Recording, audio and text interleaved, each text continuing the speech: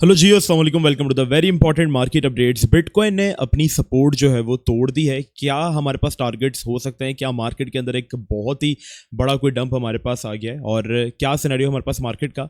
इससे पहले एक चीज़ मैं बताऊं, लास्ट वीडियो के अंदर हमने आपको जो वीडियो बनाई थी उसके अंदर हम आज भी कॉइन्स देंगे और उस दिन में हमने आपको कुछ कॉइन्स देते, जैसे हमने 4 कॉइन्स दिए थे। ठीक है, आप जाकर वीडियो में उनकी प्राइस देख लो।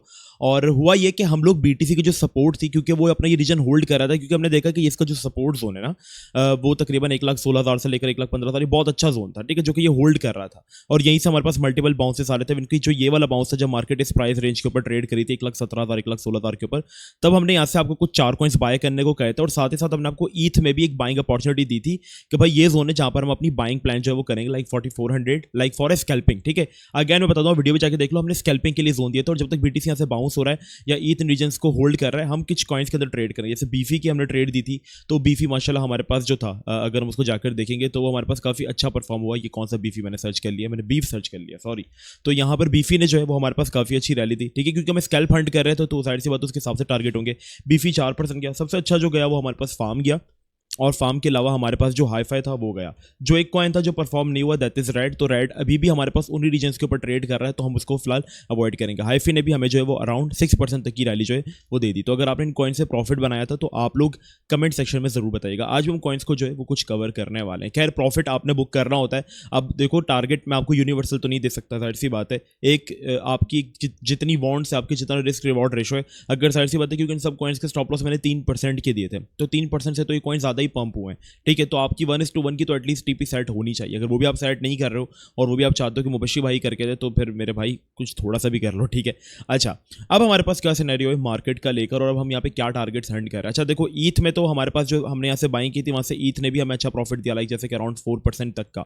बट काफी लोगों ने यहाँ पर जो है उसको आई थिंक सेल नहीं किया और जो हमारा रेंज था, सेल जोन जो हमारे पास पड़ा हुआ था, कहीं हमने अराउंड इस रीजन में आपको मार्क करके दिया था, बट वो उस रीजन से अराउंड हमारे पास जो है वो थोड़ा सा रह गया, जिसमें हमें यहाँ पर जो है वो हमारी टीपी हम कंसिडर इसको नहीं करेंगे। अगर बाकायदा किसी ने डिमांड जोन के बिलो अपना एसएल सेट किया था फॉर स्कैल्पिंग, उनका एसएल हिट हो चुका होगा, बट रिमेनिंग कॉइन्स के अंदर हमने काफी अच्छा जो है वो गेन कर लिया।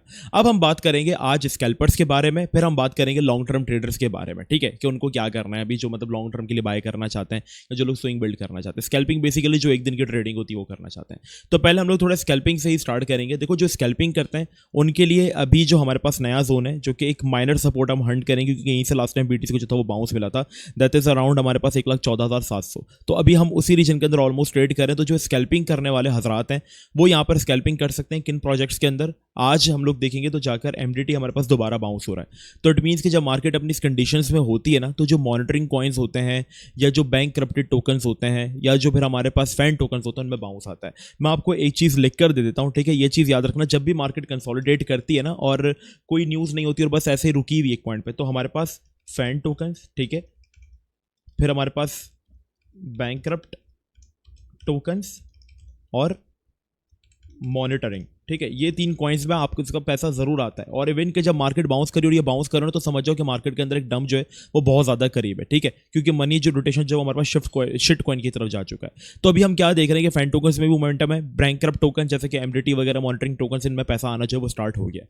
तो हमारे जो स्कैल्प है वो भी इन 3 किस्म के सेटअप्स के अंदर ही जो है वो रहनी चाहिए। अभी मॉनिटरिंग में मोमेंटम है हमारे पास, तो आप आईडेक्स जैसे सेटअप को हंट कर सकते हो, लेकिन इनमें एक रिस्क रहता है इन प्रोजेक्ट्स का, जो कि कोई यूज केस नहीं है फिलहाल। बाइनेंस ने इनको मॉनिटरिंग में डाला हुआ है, तो ये किसी भी टाइम डिलिस्ट हो सकते हैं। तो आपने क्या करना है, आपने इनके स्टॉप लॉसेस मस्ट सेट करना है। ठीक है, वो चीज़ देखो मेरे हिस्से में नहीं है। हम सिर्फ आपको जो है वो जितनी भी चीज़ें करके देते हैं, हम आपको फाइनेंशियल एडवाइजर तो हो नहीं, राइट। हम जो भी आपको चीज़ें करके देते हैं वो चार्ट्स पे जो हमारे पास डेटा मौजूद है उसको देखकर ही हम करते हैं। और अल्लाह का शुक्र है, हमने लास्ट 3-4 ट्रेड्स भी प्रोवाइड की, वो सारी प्रॉफिट में गई। ठीक है, एक ट्रेड नहीं चल पाई, तो अल्लाह का शुक्र है बाकी सबने अच्छा पैसा बनाया। तो जो चार्ट्स में हम उस चीज़ को प्रेडिक्ट करते हैं, अगर आपको हमारा एनालिसिस अच्छा लगता है तो आप उसको फॉलो कर सकते हैं। ठीक है, अब आईडेक्स तो आप हंट कर सकते हैं इस रीजन के अराउंड लाइक 0.2580, इवन जहाँ पर ही अभी है वहाँ पे भी हम लोग थोड़ा रिस्क मैनेज करके इसको उठा सकते हैं। ऐसे हम इसका बिलो सेट कर लेंगे अभी से, तो वो बहुत बड़ा बनेगा 7% तक का। तो फिर हमारे रिकमेंडेशन ये कि हम इसको थोड़ा और नीचे आने देंगे, पर यहीं से हम एसएल सेट करके अपनी टीवी 1:1 की जो है वो ले सकते हैं। ठीक है, आईडेक्स के अंदर हम लोग अपॉर्चुनिटी हंट कर सकते हैं। ठीक है, हम देखेंगे बाकी मॉनिटरिंग कॉइन किस तरीके से हमारे पास परफॉर्म कर रहे हैं। जैसे कि फिस को अगर हम देखेंगे तो फिस भी अपने अच्छे जोन में आ गया, क्योंकि जब एमडीटी हमारे पास बाउंस करता है तो फिस भी बाउंस करता है। उस दिन एमडीटी बाउंस कर रहा था तो फिस ने भी हमारे पास जो रैली दी थी वो अराउंड हमारे पास 16% तक की थी। ठीक है, तो हम देखेंगे कि फिस का क्या स्टॉप लॉस इस हिसाब से बन रहा है, हमारे पास ये भी 6% का बन रहा है। तो ये इसमें कहीं हमारे पास रिस्क मैनेज हो सकता है। ज़्यादा से ज़्यादा 5-4% का स्टॉप लॉस आपने यूज़ करना है। स्टॉप लॉस आपने मस्ट यूज़ करना है क्योंकि वो ज़रूरी होता है, वो ट्रेडिंग का एक हमारे पास समझ लो कि डिसिप्लिन है, वो आपने ज़रूर करनी है चीज़ें, ठीक है। कुछ चीज़ें ज़रूरी होती हैं वो आपने करनी ही करनी है, ठीक है। फिर में आप अपनी पोजिशनिंग कर सकते हो, आप अपनी पोजिशन एमडीटी के अंदर कर सकते हो, ये मॉनिटरिंग कॉइन्स है। बाकी फैन टोकन्स की तरफ अगर हम लोग आ जाते हैं, ये स्कैल्पर्स के लिए मैं बता रहा हूँ, याद रखना, ठीक है। This is only for scalpers, मतलब जो लोग स्कैल्पिंग करते हैं ना, डे ट्रेड करते हैं या आवरली ट्रेड करते हैं, उनके लिए ये लेवल्स है हमारे पास। अभी जो लॉन्ग टर्म ट्रेडिंग करते हैं उनके मैं लेवल्स आपको देने वाला हूँ। अगर आप फैन टोकन्स को जाकर देखोगे तो अल्पाइन भी परफॉर्म कर रहा है, ठीक है, पोर्टो भी अच्छा परफॉर्म कर रहा है। तो हम इनके अंदर कोई ऐसा प्रोजेक्ट ढूंढेंगे जो कि अभी परफॉर्म नहीं कर रहा, जैसे कि एसीएम अपना जोन बहुत अच्छा होल्ड कर रहा है, तो एसीएम के अंदर एक स्केल बिल्ड कर सकते हैं हम लोग, ठीक है। स्केल्प अगर हम बिल्ड करेंगे तो हमारा जो एसएल होगा वो इस डिमांड जोन के बीच नीचे कहीं 2% तक का बनेगा और हमारी जो टीपी होगी वो आराम से सेट हो सकती है। तो एसीएम की भी आप एक ट्रेड ले सकते हो, ठीक है। एसीएम इसलिए बाकी को मैं इसलिए नहीं देख रहा ज़्यादा क्योंकि वो फिर इतना परफॉर्म नहीं करते खास। एसीएम ये कि अक्सर ट्रेंड में रहता है और वो कट जाता है, तो एसीएम के अंदर आपकी नजर होनी चाहिए, ठीक है। ओजी को छोड़ दो क्योंकि वो फ्यूचर्स में उसका वॉल्यूम बहुत ज़्यादा होता है तो अक्सर उसके अंदर मैनिपुलेशन हो जाती है। तो ये 3 प्रोजेक्ट 4 प्रोजेक्ट आपकी स्कैल्पिंग के लिए आपकी नज़र में जो है वो होने चाहिए। बाकी हाई कैप्स में अगर आप करना चाह रहे हो तो फिर वही जोन्स हैं कि जो हमने आपको पहले मार्क करके दिए थे, जैसे कि सोलाना हमने दिया था, चेन लिंक हमने दिया था, तो चेन लिंक का तो आई डोंट थिंक ये जोन अभी ट्रिगर होगा, बट बहुत रिस्की जोन है। अगर यहीं कहीं आपको कहीं अपनी बाइंग करनी है तो यहाँ पर ये जोन आप मेंटेन कर सकते हो, ठीक है। बाकी सोलाना का हमारा वही जोन जो था, वहाँ से मार्केट दोबारा चेक करके, वैसे सोलाना से मैंने 5% प्रॉफिट बना लिया था, बट अब सोलाना के लिए मेरा नया जोन 175 का है, ठीक है। रेंडर के लिए मेरा जोन जो है वो अभी वैलिड है, जो कि अभी यहाँ पर हमारे पास चल रहा है। तो ये एक अच्छा जोन है जहाँ पर आप हाई कैप के अंदर ट्रेड कर सकते हो, बट हाई कैप इतना बाउंस नहीं करते तो हम शायद उसमें इतना प्रॉफिट नहीं कमा पाए, ठीक है। ईएनएस के अंदर जो हमने एक्सपेक्ट किया था वही कि यहाँ पर हमारे पास मार्केट नीचे गई तो रिटेस्ट करके बाउंस कर सकते हैं। रिटेस्ट यहाँ से तो नहीं आया बट यहाँ से आगे और डाउन जा रहा है, तो ईएनएस का जो आप बाएंगे वो कहीं ना कहीं हमारे पास यहाँ पर प्लान कर सकते हो अराउंड $24 बिलो, ठीक है, 24.5 बिलो। तो ये हमारे स्कैल्पिंग वाले भाइयों के लिए एक हमने अच्छी वो जो है वो बता दिया, आपको गाइड कर दिया कि किन कॉइन्स की तरफ स्कैल्प करो, क्या आपका स्टॉप लॉस होना चाहिए, तो आपका ये रीजन है। अगर ये रीजन गया बीटीसी का तो फिर साफ साफ बीटीसी हमारे पास जो जोन है वो यहाँ तक आ सकता है। अब हम लोग डेली टाइम फ्रेम में चलते हैं और यहाँ पर बीटीसी का जो एक चैनल होल्ड हो रहा था उसको बीटीसी ने फाइनली जो वो ब्रेक डाउन किया। तो जब हमारे पास एक यहाँ से हमने देखा था कि एक टेम्पररी हमारे पास एक अप ट्रेंड भी स्टार्ट हो गया था, ठीक है।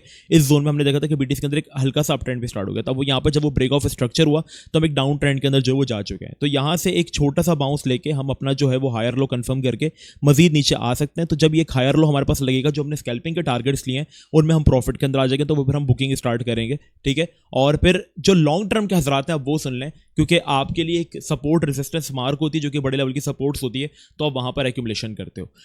हमारे लिए जो जोन है, जो बड़े लेवल्स के हजरात हैं उनके लिए सबसे पहला जोन है हमारे पास, क्योंकि अगर हम देखेंगे तो इस जोन को ब्रेक करने के बाद अगर कोई सपोर्ट हमारे पास मौजूद है, जैसा जहां से हमने लास्ट टाइम बाइंग की थी, ठीक है, वो फिर हमारे पास ये जोन मौजूद है, दैट इज अराउंड 1,12,000 बिलो से लेकर 1,10,000 तक, ठीक है। ये $2,000 तक का जितना भी रीजन है, ये फिर हमारे लिए जो लॉन्ग टर्म के लिए बाइंग करना चाहते हैं उनकी एक बाइंग यहाँ पर होनी चाहिए। और फिर अराउंड अगर मजीद डंप आता है, ठीक है, तो फिर वो हम लोग 1,00,000 के बिलो के हम लोग देखेंगे कि क्या हमारी प्लानिंग हो सकती है। बट जो लॉन्ग टर्म के लिए बाय करना चाह रहे हैं उनके लिए जोन ये सेट है, जैसे कि 1,10,000 1,12,000 ये अच्छा जोन है।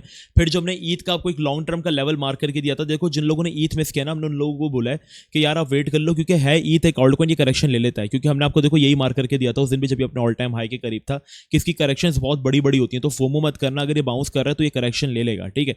तो अगर आपने बाइंग करनी है तो हम लोग इस जोन के अंदर हम पहले हंड कर रहे थे, तो हमने कहा था नहीं अभी 10-12% इसको क्रैश करने दो, ऑल्ट कॉइन ही क्रैश कर जाएगा, और काफी हद तक क्रैश कर गया।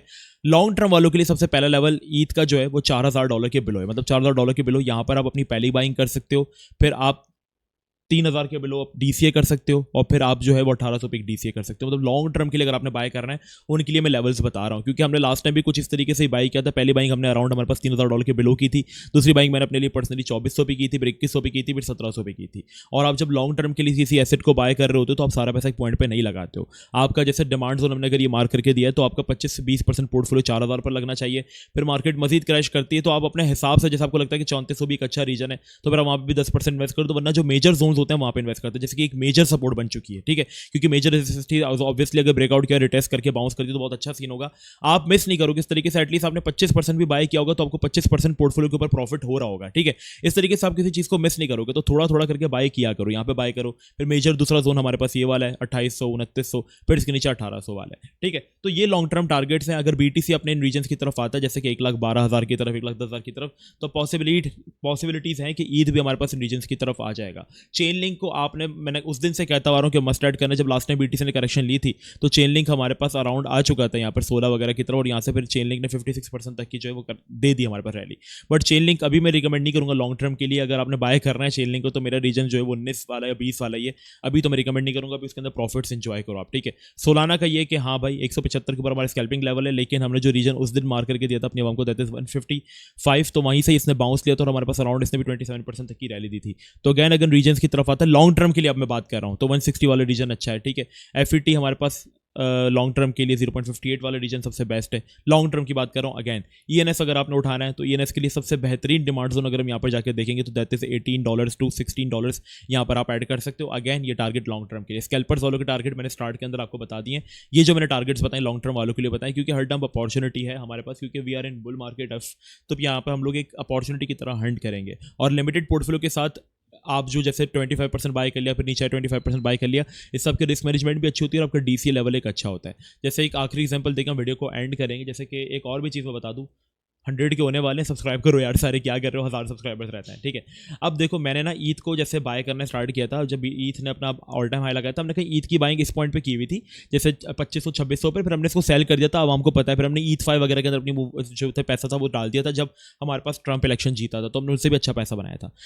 फिर हम एक प्लान, एक एंट्री बनाकर बैठे थे कि भाई ये जोन बहुत अच्छा है ईद का, अगर ईद दोबारा हमारे पास आता है कहीं $3000 के बिलो तो हम इसको उठाएंगे। तो हमने $3000 के बिलो उठाया, फिर हमने 2400 के ऊपर उठाया थोड़े थोड़े पोर्टफोलियो से, फिर 2100 पे उठाया और 1700 के ऊपर मैंने आखिर उठाया, फिर हमने नीचे कहीं बाइंग नहीं की। इससे जो मेरी एवरेज कहीं आके सेट हुई थी ना वो 2180 2170 के ऊपर मेरी एवरेज सेट हुई थी।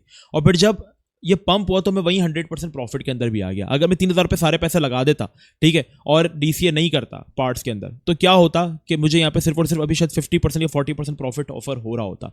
और अगर यहीं से मार्केट सपोज करो बाउंस कर जाती और मैं नीचे से बाय ना करता और यहीं से बाउंस कर जाती, तो एटलीस्ट मैंने 25% पोर्टफोलियो से अपनी बाइंग की हुई थी, तो मुझे उसके ऊपर ही प्रॉफिट मिलना स्टार्ट हो जाता, ठीक है। तो इस तरीके से आपकी एक रिस्क रिवॉर्ड लॉन्ग टर्म के लिए मैनेज हो जाती है। स्कैल्पिंग के टारगेट्स भी मैंने दे दिए, कुछ कॉइंस भी बता दिए, लॉन्ग टर्म के टारगेट्स भी मैंने दे दिए, कुछ कॉइंस भी बता दिए। आई होप वीडियो आप लोगों के लिए हेल्पफुल रही होगी। चैनल को सब्सक्राइब करना मत भूलिएगा। मिलते हैं नेक्स्ट वीडियो में, जब तक के लिए अस्सलाम वालेकुम व रहमतुल्लाह।